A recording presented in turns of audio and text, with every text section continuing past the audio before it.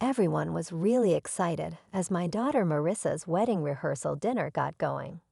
I felt proud watching her and her fiancé Kevin surrounded by our family and friends, getting lots of good wishes.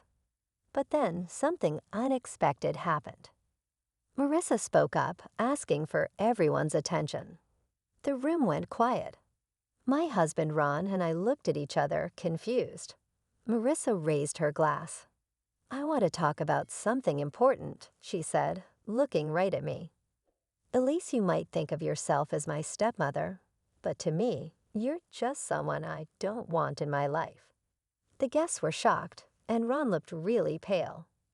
I felt like I'd been hit hard, like all the air had been knocked out of me by what Marissa said. "What's going on, Marissa?" Ron asked, sounding shaky and shocked. "Don't act like you don't know, Dad," Marissa said with a sneer. "You know that Elise has been trying to become a part of our family since the beginning." "Well, I'm done pretending she's not my mom, because she never will be." Her words fell like a sharp knife stabbing into me. I looked at Marissa, hoping to see the loving girl I once knew, but all I saw was hatred. "Marissa, please, let's not do this now," I begged, my voice shaking with emotion. "Why not?"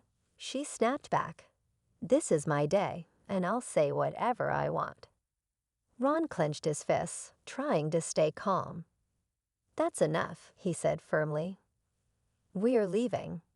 Marissa just smirked and turned away, leaving me to face the stares and whispers from the guests as we walked out. I could feel their judgmental eyes on me, wondering what I'd done to make my own stepdaughter hate me so much. Tears streamed down my face, and I realized everything had changed. In the car, Ron held the steering wheel so tight his knuckles turned white, his face filled with anger and sadness. "I don't understand what's wrong with her, Elise," he said, his voice strained. "But I won't let her hurt you like this." I just nodded, feeling overwhelmed as we drove away from what should have been a happy night, now ruined. I wondered what had happened to the sweet girl Marissa used to be, and what this meant for our family. It's hard to say when Marissa started hating me. Maybe it was when I married her dad and became her stepmom, or maybe it started even earlier, influenced by her mom, Clara. "Don't worry, honey," Clara had told Marissa, running her fingers through her hair. "No one can take your real mom's place." Even then, Clara's words made me feel uneasy, but I tried to ignore it. I wanted to build a good relationship with Marissa, my new stepdaughter. "I'm not here to take anyone's place," I told Marissa gently. "I just want us to be friends." She nodded, but her eyes showed no warmth or love. It felt like there was a barrier between us, fueled by her mom's hurtful words. At first, Marissa was polite but distant. But as time went on, her true feelings came out. "Why are you always trying to get involved in my life?" She snapped one evening when I asked about her weekend plans. Ron gave Marissa a disapproving look. "Marissa, don't talk to your mom like that." "She's not my mom," Marissa yelled, her face full of anger. "And I'm tired of her pretending she is." Then she stormed off, leaving me hurt by her harsh words. Ron could only shake his head, looking disappointed and resigned. After that, Marissa's dislike for me was obvious. She'd roll her eyes when I came into a room and make mean comments quietly. If I offered help, she'd reject it rudely, like she couldn't understand being around me. "You're not fooling anyone with your fake kindness," she sneered one day when I asked if she wanted a ride to her friend's house. Ron said nothing, getting frustrated, but she didn't listen. It was clear Clara encouraged Marissa's hatred toward me. Whenever we saw her, she'd smile sweetly, like she was happy we didn't get along. "I don't know what you've done to make my daughter hate you," she'd say with a fake smile, her eyes filled with mean intentions. "But I guess you'll have to deal with the consequences." And deal with them I did. Marissa's hatred kept growing like a wound that wouldn't heal, making our family life miserable every day. But I didn't realize then that her hurtful behavior was just the beginning of something much worse. Marissa became even more manipulative and mean after she quit college without a plan for her future. She seemed determined to cause trouble in our lives, using our anger to get money and create chaos in our family. "Give me $5,000 or I'll tell everyone how terrible you've been as a stepmom," she said one day, trapping me in the kitchen. I was shocked. "Marissa, why are you saying this? I've tried my best to be good to you." "Forget it," she snapped. "Just give me the money and I'll leave you alone." I felt desperate as I realized how low she was willing to go. "I don't have that much money right now." "Then you better find it, unless you want everyone to know how bad you are." After that, it happened often. Marissa kept asking for more money, and her threats got worse each time I said no. Ron was stuck in the middle, trying to make both of us happy and wondering why his daughter was acting like this. "Please just give her what she wants," he pleaded with me one night after another big fight. "I can't handle all this arguing." But I knew that giving in would only make things worse. Even as Marissa's threats got scarier, I stuck to my decision. "You think you're so perfect with your job at the high school," she sneered. "Just wait until everyone sees who you really are." Her words scared me. I could only imagine the terrible lies she might spread, ruining my reputation with my coworkers and the students I care for. Through everything, Clara was always there, silently supporting her daughter's mean actions. "You get what you give, Elise," she'd say when she visited, making me feel even worse. "Maybe if you were a better stepmom, Marissa wouldn't act like this." Her words hurt so much, making me feel angry, betrayed, and lost. But in the middle of all this chaos, I started to feel determined. I couldn't just sit back and let Marissa and Clara keep hurting us. If Marissa wanted a fight, she'd get one. It was time to stand up for myself and my family. I needed to show everyone the truth about Marissa's cruelty, even if it meant doing things I never thought I could do. From then on, I promised myself I'd do whatever it took to keep my family safe, even if it meant doing things I never thought I'd have to do. As Marissa's wedding day got closer, she kept asking for more and treating me worse. It felt like she enjoyed making me suffer, testing how much I could take before I broke down. "I need $3,000 more for my dress alterations," she said one evening, not even saying hello as she came into the living room. Ron looked at me, begging me to give in, but I couldn't take it anymore. "No, Marissa, I've had enough." She acted surprised. "What are you going to do, Elise? Cry to Daddy like you always do." I clenched my fists, feeling furious. "You ungrateful child. Your dad and I have done everything for you, and this is how you treat us." Marissa laughed, making me even angrier. "You're not fooling anyone. You're just a sad, insecure woman trying to buy your way into our family." Her words hurt, but before I could say anything, she said, "One more thing. You think the school wants someone like you." Marissa said, her voice dripping with malice. "Just wait until they find out about your drinking problem." I felt sick to my stomach. Marissa was planning to ruin my career and reputation with lies. "Marissa, stop it." Ron yelled, furious, but she just smirked, enjoying the mess she made. In that moment, something changed in me. I felt determined to stay strong against all the hurt and anger. I was done being a victim. I said, my voice firm and steady, "Leave and don't come back until you can act like a decent person." Marissa looked surprised by my defiance at first, but then she smirked and leaned in close. "You'll regret this," she whispered, her breath hot on my face. With those words, she stormed out, leaving a tense silence behind her. Ron looked at me, seeming lost. "I'm sorry, Else. I don't know what's wrong with her," he said, rubbing his temples. But I knew this wasn't sudden. It was years of Clara's influence. As I thought about Marissa's threats, I felt determined. She thought she could ruin my life with lies, but she was wrong. If she wanted to fight, she'd get one, and I wouldn't play by her rules. Marissa's threats kept replaying in my head, making me more determined to expose her true self before it was too late. I knew I couldn't rely on Ron for help. His love for his daughter made him blind to her cruelty, so I had to handle this on my own. That's when Derek came into the picture. He used to be Marissa's boyfriend before she changed. We ran into each other at the grocery store, and we started talking. Soon, everything started to make sense. "She's not who you think she is," Derek told me, looking regretful. "She lied to me about you and Ron." I felt really scared when he told me about all the bad things Marissa did. He said Marissa made up stories about me, saying I was trying to control their family and that Ron was mean to them. He believed her because she seemed so sure and angry, but he only realized she was lying after they broke up.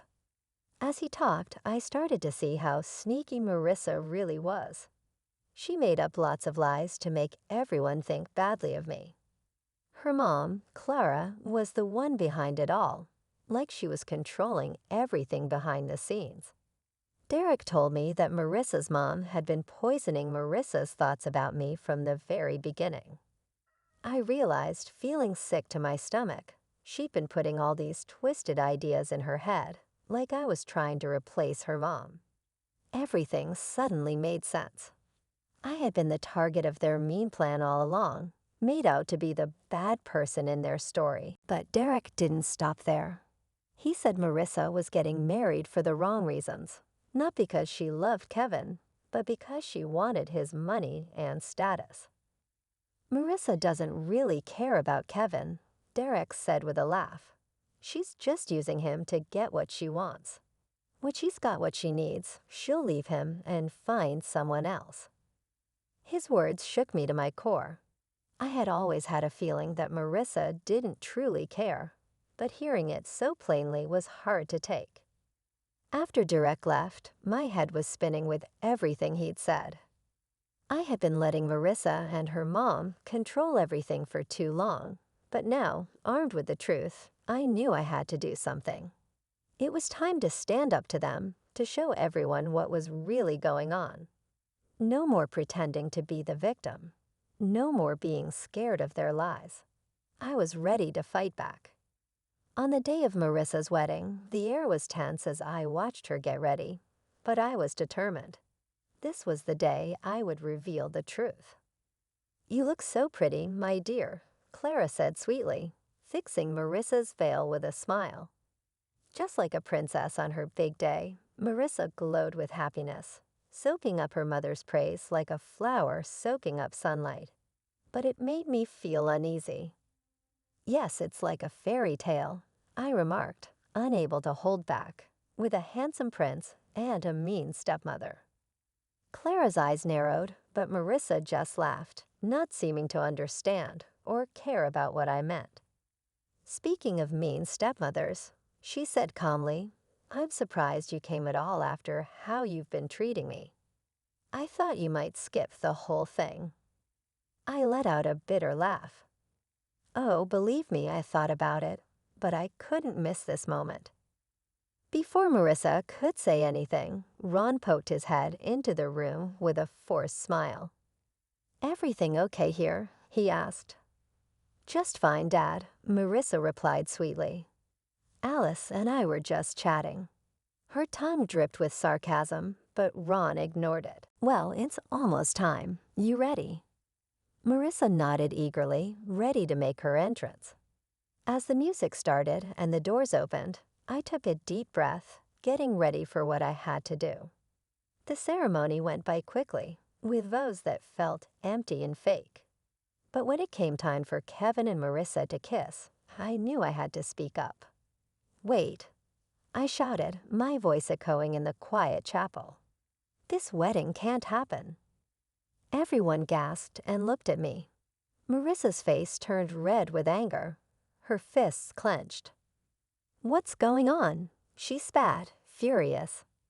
I took a deep breath and stared at Marissa firmly. "Marissa, what this means is that I can't stay quiet anymore while you keep lying and manipulating everyone around you." Clara looked pale, realizing what was happening, but I continued before she could interrupt. I showed them all the proof Durek had given me: texts, emails, recordings that showed Marissa's lies for years. "You've been spreading lies and turning people against me, pretending to be the innocent one," I said firmly, but not anymore. "It's time for the truth." I showed everyone the evidence, explaining how Marissa had been deceitful and selfish. The chapel fell silent. Marissa's calm facade cracked, and she looked furious and shocked. "You're lying," she yelled, reaching out towards me. "How dare you ruin my special day?" But it was too late. The truth was out for everyone to see, and Kevin's family reacted with shock and dismay. It was clear that Marissa's deceit was unraveling before everyone's eyes. He stood exposed, no longer able to maintain her facade. Despite her past actions, I couldn't help but feel a mix of pity and satisfaction seeing her downfall. The truth had been revealed, and I had won, not through trickery, but by exposing the darkness hidden beneath Marissa's lies. The aftermath was chaotic, like a bomb had gone off in the room. The silence was quickly replaced by shouts and gasps as people reacted to the truth. "How could you, Marissa?" someone yelled, their anger palpable. "This was supposed to be my special day." "Your special day was built on lies," I retorted firmly. "You can't deceive people forever." Marissa looked ready to argue, but Kevin stepped forward, his eyes filled with hurt and disbelief. "Is it true?" he asked, his voice trembling. "Were you just using me?" For a moment, there was silence as everyone waited for Marissa's response. I almost felt a twinge of sympathy for her, almost. But then she put on that fake smile, and I saw the cold, calculating look in her eyes. "No, of course not, darling," she said, reaching out to touch Kevin's face. "You know I love you so much. Elise is just trying to cause trouble like she always does." I clenched my fists, trying to control my anger. Didn't she realize that her lies were exposed? Apparently not, as she turned her angry gaze back to me. "This is all your fault," she snapped, pointing accusingly at me. "If you hadn't interfered, none of this would be happening." "Stop, stop." Ron's voice boomed, cutting through the tension. We all turned to see him, his face red with anger and embarrassment. "I can't believe what I'm hearing," he said, shaking his head.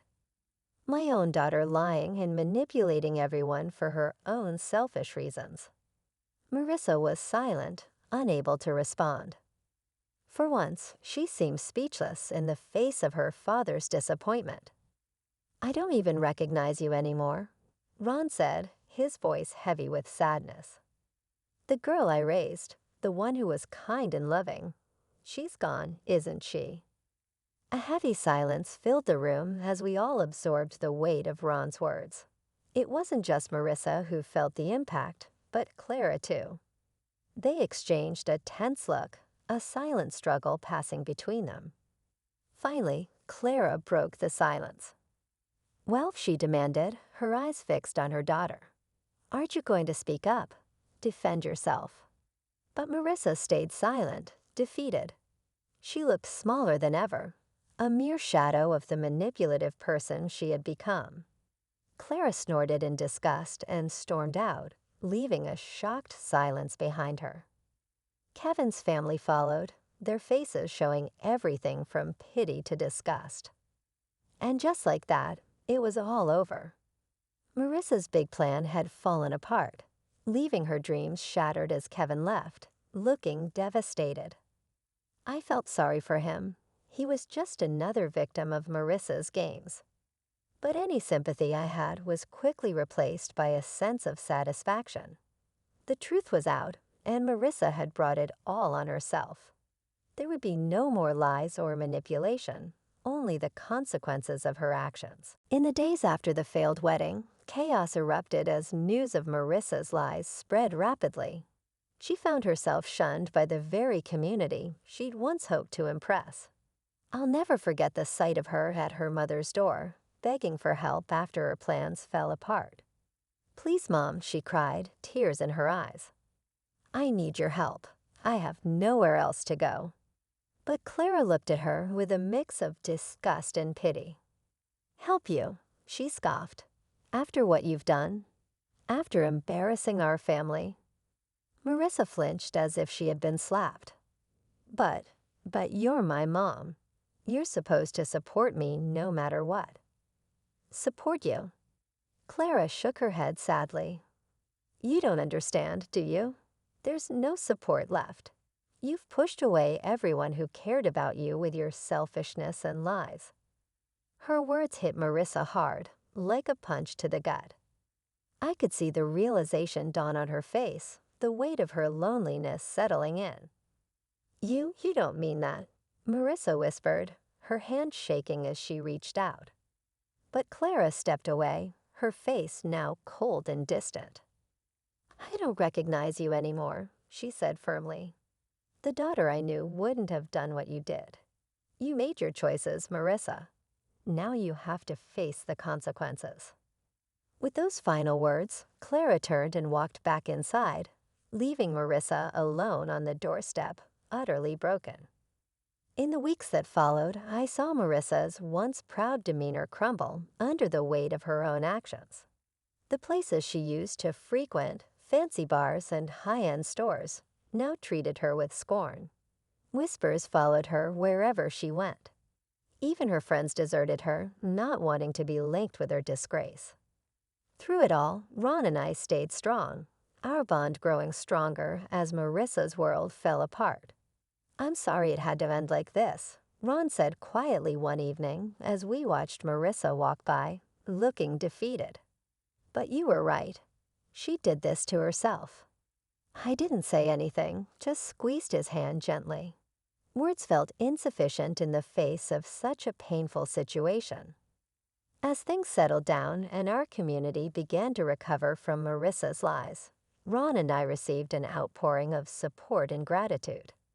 The families we had helped, the students I had taught, they all came together to thank us for standing up against the manipulation and lies that had threatened to tear us apart. In those moments of connection, witnessing human kindness and resilience, I found a newfound peace and purpose that I had been missing during Marissa's tumultuous reign. She tried to tear me down, but it was her own selfishness that led to her downfall, revealing the emptiness beneath her facade. Ron and I would move forward stronger from the experience. If our story could encourage others to stand against manipulation and embrace honesty, then perhaps something positive could come from Marissa's downfall.